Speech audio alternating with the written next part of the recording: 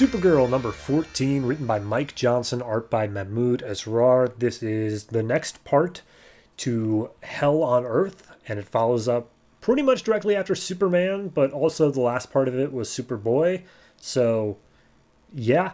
Anyway, in Superman, Superman was attacked by a giant Kryptonian dragon beast, and he didn't know it was Kryptonian until he knocked it out.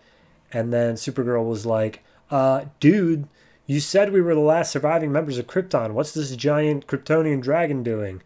So she thinks other things survived from Krypton. Anyway, picking up here, the dragon was picked up by Kara and Clark and brought to Dr. Veritas at the block in the center of the Earth to study. And Veritas, speaking fluent Kryptonian, is like, oh yeah, no, cool, thanks. I'm really looking forward to studying this. It's good for alien biology and whatnot. So yeah, thanks for bringing this down to me. And Supergirl's like, why did he say we were the last surviving members of Krypton, even if this thing exists? I can't believe Clark would lie or Kal-El would lie. And basically, she puts forward, like, maybe other things survived. Have we considered that? And Clark's like, no, because, like, this thing was an anomaly. It was already, like, partially dead when it attacked us. So, yeah, no, I wouldn't, like, it's okay to have hope. It's okay to have hope that other things survive from our planet. But, like, don't make it false hope. Got it? And Kara's like, all right, you believe whatever you want to believe. I'll believe whatever I want to believe. Deal? Bye. And Kal-El's like, okay, yeah, no, I'm sorry, but if you need anything, just call my name. I'll hear you. So he flies off, and Veritas is like, Supergirl, real quick, could I maybe study you? Because all I've ever gotten to study Kryptonian-wise is your cousin. And Kara's like, study? You mean probed? Just like my dad did when he put me in that space pod to send me to Earth? No, thank you. And she takes off, and she says how much she distrusts all of humanity, except for Shaban. And we see she's meeting back up with Shaban. It's just like, yeah, no, it was a crazy dragon fight. Totally cool. Anyway, where's your brother? And Shaban's like, oh, yeah, he went back to Ireland because he missed, the family for many, many years. I do think he has a crush on you, by the way. And she's like, what does that mean? And she's like, don't even worry about it. Anyway, yeah, I have a new house now. It's down at the bottom of the sea, and I promise to let you see it as soon as I can figure out how to safely get you down there. And she's like, yeah, no worries. Anyway, I think you should probably get going by now. Bye. And Supergirl flies out, and Shaban reveals that she still has her silver banshee powers, and they're getting harder and harder to control. So anyway, at that point, Kara goes down to her sanctuary, and Sanctuary's like, yeah, no, we finished running scans on Superman. That is definitely Kal-El, definitely your cousin. And Kara's like, I knew it. I didn't want to admit it, but I knew it. All right, well, maybe he's right. Maybe there's nothing left of Krypton. Boy, I sure am tired all of a sudden. I haven't been tired since I got here. I'm going to take a nap. And she just falls asleep right there on the floor. When she wakes up, she is in a fiery inferno. And she's like, what? Where am I? What's going on? And as she looks around, standing or hovering nearby her is Hell. The guy the story's about. And he's like, hey, this isn't a dream. These aren't the fire falls of Krypton as you think they are. This is the sun, and I brought you here. And Kara's like, why did you kidnap me? Why would you do this? And she goes to attack him, and it literally does nothing. He just takes it, and she's like, I can't feel my hands. Oh God, who are you? And he's like, hi, I'm a Kryptonian as well. We are both lost children of Krypton. Here's the thing. I studied under Jor-El, and Jor-El sent me off planet to learn things. Then Krypton exploded, and now I am here to gather the lost children of Krypton like you and your cousin, and I'm going to find a way to go back in time and save Krypton before its destruction. And she's like, what? What? And so he teleports her down to Earth, not like any power Superman's ever had, and he teleports her into the middle of some war zone where they're invincible and intangible. They can't be seen or touched or anything like that. And he's just like, these humans suck.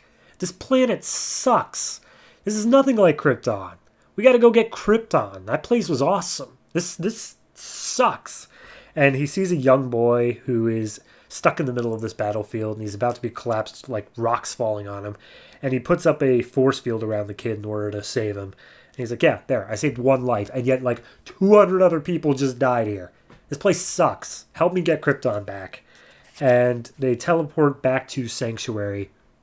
And Hell, as a proof of that he only wants the best for Krypton, he has Superboy, Con-El, captured and unconscious.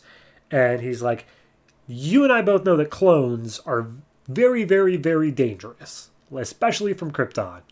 And as such, to prove that I am all for Krypton, I will kill this clone if you want me to. And she's like, if, okay, why you're putting that on me? Okay, well, I guess, and Con-El starts to wake up and he's like, hey, wait a minute, you're Supergirl. And she's like, oh God, he remembers me. Don't kill him, not yet. And he's like, Hell's like, all right, cool. And just makes him unconscious again, being like, all right, but why not yet? Like, what are we waiting on? She's like, I want to talk to my cousin. He's been here longer than me. I just, we gotta, you want all the children of Krypton, I gotta talk to him. And Hell's is like, okay, but like, he really believes in this planet, and it's going to be a lot harder to convince him. And Kara's like, so you're giving up on him? He's like, no, I'll never give up on him. But he is like an idiot.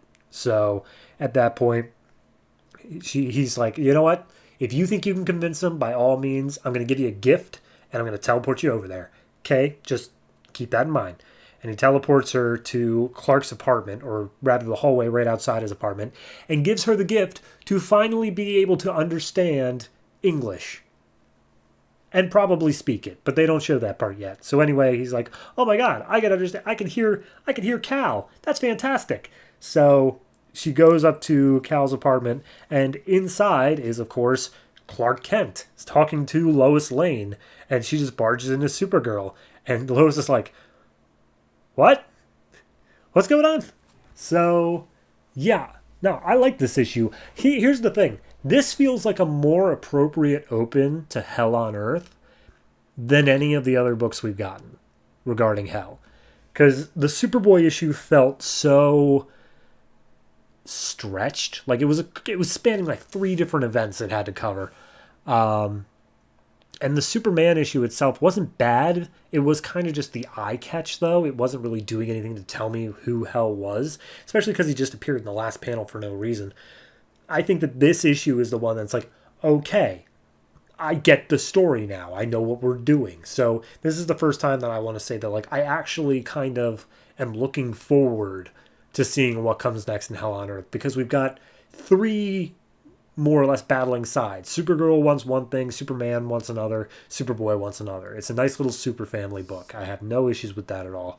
So overall, I'm going to say this one gets I'm going to give it a 7.5. I think it did a very good job at explaining what the quote-unquote villain of the arc wants without making it seem too blatantly villainous. It's like, yeah, no, he wants to leave this planet and go back to Krypton. And I'm sure we'll have some horrible, horrific cost that we can't even begin to imagine. But for now, it's fine. It's a solid book. So, yeah, looking forward to the next part. I believe in Superman.